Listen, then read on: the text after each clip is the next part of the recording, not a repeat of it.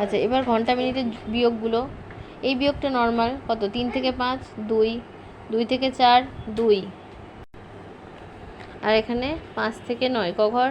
4, তাহলে 4 ঘন্টা 22 মিনিট হলো।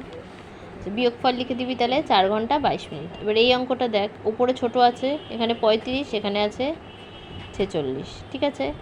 তাই আমি কি করলাম, এই 8 ঘন্টা থেকে 1 ঘন্টা নিয়ে নিলাম, তাহলে এটা কত ঘন্টা হয়ে গেল? 7 ঘন্টা। 1 ঘন্টাটা এখানে নিয়ে নিচ্ছি।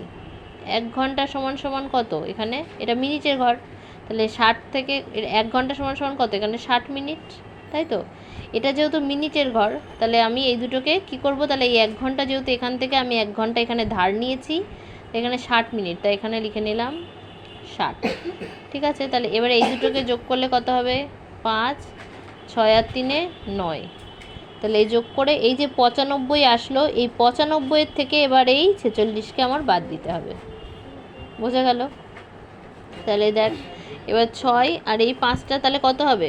15, আর এখানে যেহেতু 15 আছে, তাহলে এই 4টা কেটে ক ঘর হবে? 1 ঘর বেড়ে গিয়ে এখানে হয়ে যাবে 5, তাহলে 6 থেকে 15 ক ঘর? 6 7 8 9 10 11 12 13 14 15 ক ঘর? 9 ঘর, লিখলাম 9।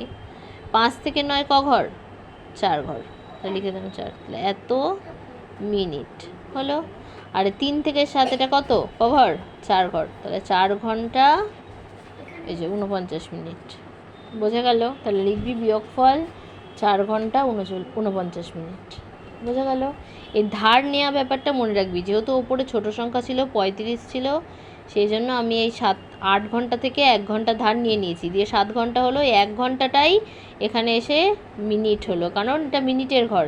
1 ঘন্টা সমান সমান 60 মিনিট, তাই এই 60 মিনিটটাকেই আমি এখানে যোগ করে নিয়েছি। 60 আর 35 যোগ করে হয়েছে 95, এই 95 থেকে আমি 46 বাদ দিয়েছি। বোঝা গেল?